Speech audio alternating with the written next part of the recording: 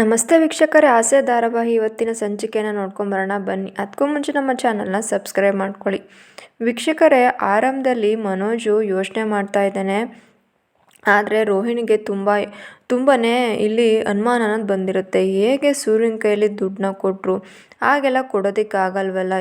ಇವತ್ತು ನಾವೇ ಕಂಪ್ಲೇಂಟ್ ಕೊಟ್ಟರು ಕೂಡ ಕಳ್ಳರನ್ನ ಹುಡುಕೊಂಡು ದುಡ್ಡನ್ನ ವಾಪಸ್ ಕೊಡೋದಕ್ಕಾಗಲ್ಲ. ಅಂಥದ್ರಲ್ಲಿ ಸೂರ್ಯನಿಗೆ ಕರೆದು ದುಡ್ಡನ್ನ ಕೊಟ್ಟಿದ್ದಾರಲ್ಲ, ಅದು ಹೇಗೆ ಸಾಧ್ಯ ಮನೋಜ್ ಅಂತೇಳಿ ಕೇಳ್ತಾ ಇರ್ತಾರೆ ರೋಹಿಣಿ. ಅದರಲ್ಲೇನಿದೆ, ಕಳ್ಳ ಸಿಕ್ಕಿರ್ತಾನೆ, ಅದಕ್ಕೆ ಕೊಟ್ಟಿದ್ದಾನೆ ಅಂತ ಹೇಳಿ ಹೇಳ್ತಾ ಇರ್ತಾರೆ.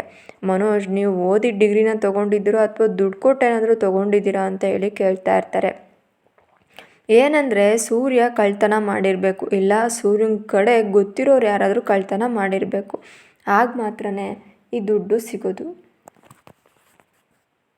ಇದನ್ನೆಲ್ಲ ಮೀನಾ ಕೇಳಿಸ್ಕೊತಾ ಇರ್ತಾಳೆ. ಮೀನಾ ಬಂದು ಸೂರ್ಯನ ಹತ್ರ ಹೇಳ್ತಿದ್ದಾಳೆ, ರೀ ನೋಡಿ ಅಲ್ಲಿ ರೋಹಿಣಿ ಹೇಗೆ ಮಾತಾಡ್ತಿದ್ದಾಳೆ, ನಿಮಗೆ ನಿಜವಾಗ್ಲೂ ದುಡ್ಡು ಹೇಗೆ ಸಿಕ್ತು ಅಂತ ಹೇಳಿ ಅಂತ ಕೇಳ್ತಾ ಇದ್ದಾಳೆ.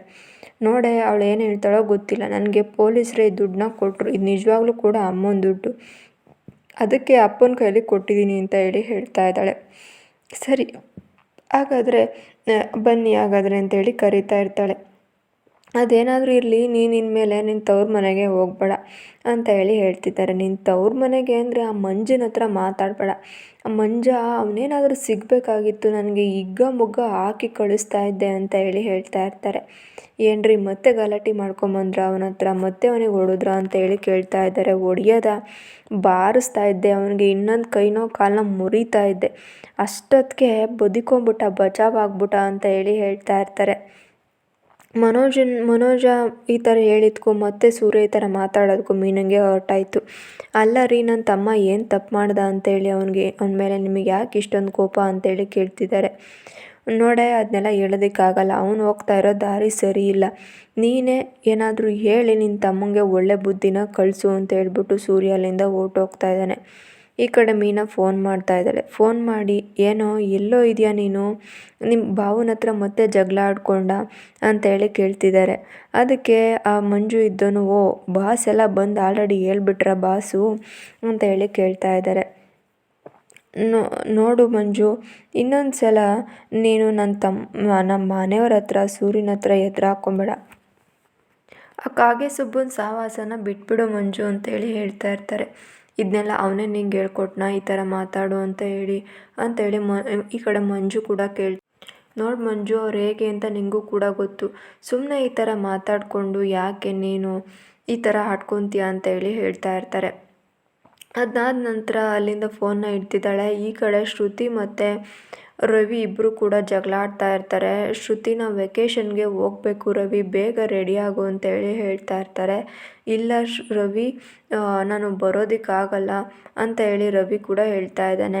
ಯಾಕಂದರೆ ನಾನು ಅಡುಗೆ ಭಟ್ಟ ಅಂತ ಹೇಳಿ ನನ್ನ ಹತ್ರ ದುಡ್ಡಿಲ್ಲ ಅಂತೇಳಿ ನೀನು ನಮ್ಮ ದುಡ್ಡಲ್ಲಿ ನಮ್ಮ ಖರ್ಚಲ್ಲಿ ವೆಕೇಷನಲ್ಲಿ ಹೋಗ್ತಿಲ್ಲ, ನಿಮ್ಮ ಅಪ್ಪ ಅಮ್ಮ ಕೊಟ್ಟಿರೋ ದುಡ್ಡಲ್ಲಿ ತಾನೇ ವೆಕೇಷನಲ್ಲಿ ಹೋಗ್ತಾ ಇರೋದು, ನನಗೆ ನಿಜವಾಗ್ಲೂ ಕೂಡ ತುಂಬ ಬೇಜಾರಾಗ್ತಾ ಇದೆ ಶ್ರುತಿ ಅಂತ ಹೇಳಿ ಹೇಳ್ತಾ ಇದ್ದಾರೆ.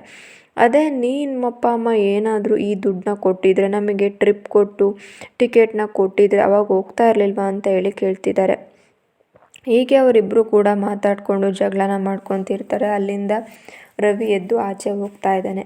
ಇನ್ನು ಮಾರನೇ ಬೆಳಗ್ಗೆ ಆಗುತ್ತೆ. ಆವಾಗ ಹೋಗ್ಬಿಟ್ಟು ಮನೋಜ್ ಹೋಗಿ ಅವ್ರ ತಾಯಿ ಹತ್ರ ಹೇಳ್ತಾ ಇದ್ದಾನೆ, ಮಮ್ಮ ನೀನು ಎಷ್ಟು ಚೆನ್ನಾಗಿ ಕಾಣ್ತಿದ್ಯಾ, ಎಷ್ಟು ಗ್ರ್ಯಾಂಡಾಗಿದೆಯಾ ಅಂತೇಳಿ ಹೇಳ್ತಿರ್ತಾರೆ. ಯಾಕೋ ಈ ಥರ ಮಾತಾಡ್ತಿದ್ಯಾ, ದುಡ್ಡು ಗಿಡ್ಡು ಏನಾದರೂ ಬೇಕಾ ಅಂತೇಳಿ ಕೇಳ್ತಿದ್ದಾರೆ. ಹೌದು ಬೇಕು, ಒಂದು 500 ರೂಪಾಯಿ ಕೊಡಿಲಿ ಅಂತೇಳಿ ದುಡ್ಡನ್ನ ಇಸ್ಕೊಂಡು ಹೋಗ್ತಾ ಇದ್ದಾನೆ. ಅಲ್ಲಿಂದ ಇಸ್ಕೊಂಡು ಹೋಗಿ ಇವತ್ತು ಇಂಟರ್ವ್ಯೂಗೆ ಅಟೆಂಡ್ ಮಾಡೋದಕ್ಕೆ ಹೋಗ್ತಿದ್ದಾನೆ. ಆವಾಗ ರಂಗನಾಥ್ ಅವರು ಬರ್ತಾ ಇದ್ದಾರೆ. ಶಾಂತಿ, ನನ್ನ ಜೇಬಲ್ಲಿ ದುಡ್ಡಿತ್ತು, ನೀನೇನಾದ್ರು ತಕ್ಕೊಂಡ ಅಂತೇಳಿ ಕೇಳ್ತಾ ಇದ್ದಾರೆ. ಇಲ್ಲ ರೀ, ನಾನು ತಕ್ಕೊಂಡಿಲ್ಲ ಅಂತೇಳಿ ಹೇಳ್ತಿರ್ತಾರೆ. ಹಾಗಾದರೆ ಯಾರು ತಕ್ಕೊಂಡ್ರು ಅನ್ನೋದೇ ಗೊತ್ತಾಗಲಿಲ್ವಲ್ಲ.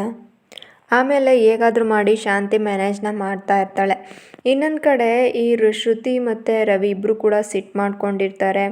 ಆ ಕಡೆ ಆಫೀಸ್ಗೆ ಹೋಗಿದ್ದಾನೆ ಮನೋಜು, ಅಲ್ಲಿ ಇಂಟರ್ವ್ಯೂನಲ್ಲಿ ಕೂತಿರ್ತಾನೆ. ನಿಮ್ಮ ಕ್ವಾಲಿಫಿಕೇಷನ್ ಎಲ್ಲ ಏನು, ಓ ನಿಮ್ಮದು PUನಾ, ನಿಮ್ಮದು ಡಿಗ್ರಿ ಅಷ್ಟೇನಾ ಆಗಿರೋದು, ನಾನು ನೋಡಿ 5 ಡಿಗ್ರಿ ಮಾಡ್ಕೊಂಡಿದ್ದೀನಿ, ಗೋಲ್ಡ್ ಮೆಡ್ಲಿಸ್ಟು, ಈ ಕೆಲಸ ನಮಗೇನ, ನಿಮಗೆ ಯಾರಿಗೂ ಕೂಡ ಸಿಗಲ್ಲ ಅಂತೇಳಿ ಹೇಳ್ತಿರ್ತಾರೆ. ಇದನ್ನೆಲ್ಲ ಕೇಳಿಸ್ಕೊಂಡು ಅವರು ಅಲ್ಲಿಂದ ಹೊರ್ಟೋಗ್ತಾ ಇದ್ದಾರೆ.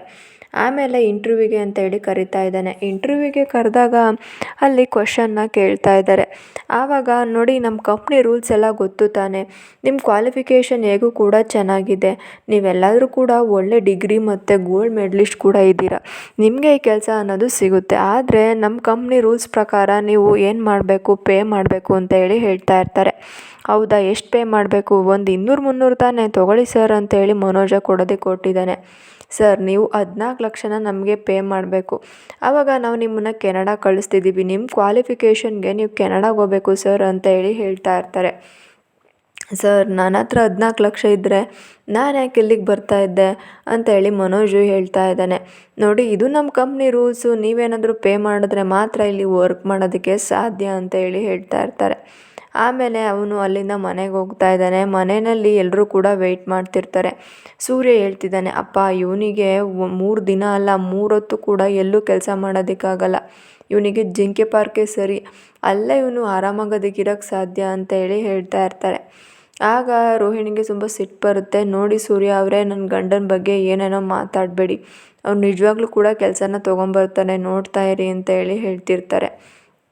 ಅಷ್ಟೊತ್ತಿಗೆ ಅವನು ಕೂಡ ಬರ್ತಾ ಇದ್ದಾನೆ.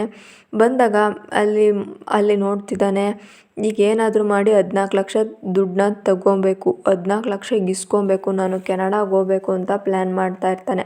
ಅವ್ರ ಅಮ್ಮ ಹೋಗಿ ಕೇಳ್ತಿದ್ದಾರೆ, ಏನೋ ಮನೋಜ, ಏನಾಯಿತು, ಕೆಲಸ ಸಿಗ್ತಾ ನಿನಗೆ ಅಂತ ಹೇಳಿ ಕೇಳ್ತಾ ಇದ್ದಾರೆ. ಆಗ ಅವರು ಹೇಳ್ತಾ ಇದ್ದಾರೆ, ಅಮ್ಮ ಏನಂದರೆ ನನಗೆ 14 ಲಕ್ಷ ದುಡ್ಡು ಬೇಕು, ನಾನು ಕೆನಡಾಗೆ ಹೋಗ್ತೀನಿ, ಫಾರಿನ್ಗೆ ಹೋಗ್ತೀನಮ್ಮ, ಕೈ ತುಂಬ ದುಡ್ಡು, ಲಕ್ಷ ಸಂಪಾದನೆ ಮಾಡ್ಬೋದು, ಯೋಚನೆ ಮಾಡು, ನಮಗೆಲ್ಲ ಇಲ್ಲೆಲ್ಲ ಲೋಕಲೆಲ್ಲ ಸೆಟ್ ಆಗಲ್ಲಮ್ಮ, ನಮಗೆ ಫಾರಿನ್ನೇ ಅಂತ ಹೇಳಿ ಹೇಳ್ತಾ ಇರ್ತಾರೆ. ಆಗ ಅವ್ರ ತಾಯಿ ಕೂಡ ಇದನ್ನು ನಂಬ್ತಾರೆ. ಈ ಸಕ್ಕರೆ ಬೈಲು ಕೂಡ ಇದನ್ನು ನಂಬ್ತಾ ಇರ್ತಾರೆ. ಹೌದಾ, ನಿಂಗೆ 14 ಲಕ್ಷನ ಎಲ್ಲಿಂದಲೋ ತೊಗೊಂಬರಲಿ, ಈಗಲೇ 27 ಲಕ್ಷ ಕೊಟ್ಟು ನಿಮ್ಮ ಅಪ್ಪ ಸೂರ್ಯ ಇಬ್ಬರು ಕೂಡ ಬೈತಾ ಇರ್ತಾರೆ.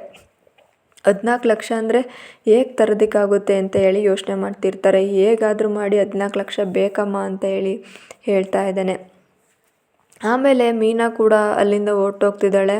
ಎಲ್ಲರೂ ಕೂಡ ಹೋಗ್ತಾ ಇದ್ದಾರೆ. ಮೀನಾ ಯೋಚನೆ ಮಾಡ್ತಿದ್ದಾಳೆ, ಇವರಿಬ್ಬರ ಮಧ್ಯೆ ಏನೋ ನಡೆದಿದೆ, ಮಂಜು ಮತ್ತು ಸೂರ್ಯ ಅವ್ರ ಮಧ್ಯೆ ಏನೋ ನಡೆದಿದೆ. ಯಾಕಂದರೆ ಅವರಿಬ್ಬರು ಕೂಡ ಈಗ ಒಂದು ವಾರದಿಂದಲೂ ಕೂಡ ಮಾತಾಡದೆ ತುಂಬ ಜಗಳನ ಮಾಡ್ಕೊಂಡಿದ್ದಾರೆ. ಅದು ರೀಸನ್ ಏನು ಅಂತ ಗೊತ್ತಾದರೆ ಮಂಜುನ ಯಾಕೆ ಹೊಡೆದಿದ್ರು, ಅವನು ಎಲ್ಲಿ ಕೆಲಸ ಮಾಡ್ತಿದ್ದಾನೆ, ಯಾವ ಕೆಲಸ ಅನ್ನೋದನ್ನ ತಿಳ್ಕೊಬೇಕು, ನಾನು ಈಗಲೇ ಹೋಗಿ ಅದ್ರ ಬಗ್ಗೆ ತಿಳ್ಕೊಬೇಕು ಅಂತೇಳಿ ಅಂದ್ಕೊತಾ ಇರ್ತಾಳೆ. ಆಮೇಲೆ ಮನೆಗೆ ಹೋಗ್ತಾ ಇದ್ದಾಳೆ ಮಂಜು. ನೀನು ಬಡ್ಡಿ ವ್ಯವಹಾರ ಮಾಡ್ತಾ ಇದೆಯಲ್ಲ, ಆ ಕಾಗೆ ಸುಬ್ಬು ಅವ್ರನ್ನ ಬಿಟ್ಬಿಡು, ಅವನು ಒಳ್ಳೆಯವನಲ್ವೋ ಅಂತ ಹೇಳಿ ಹೇಳ್ತಿರ್ತಾರೆ. ನೋಡಕ್ಕ, ನೀನು ಏನೇ ಅಂದರೂ ಪರವಾಗಿಲ್ಲ, ನಾನು ಮಾತ್ರ ಅವನ ಸಹವಾಸನ, ಅವನ ಫ್ರೆಂಡ್ಶಿಪ್ನ ಬಿಡೋದಕ್ಕಾಗಲ್ಲ ಅಂತ ಹೇಳಿ ಹೇಳ್ತಿರ್ತಾರೆ. ಇವರಿಬ್ರಿಗೂ ಕೂಡ ಅದನ್ನ ಕಂಡ್ರೆ ಇಷ್ಟ ಆಗೋದಿಲ್ಲ.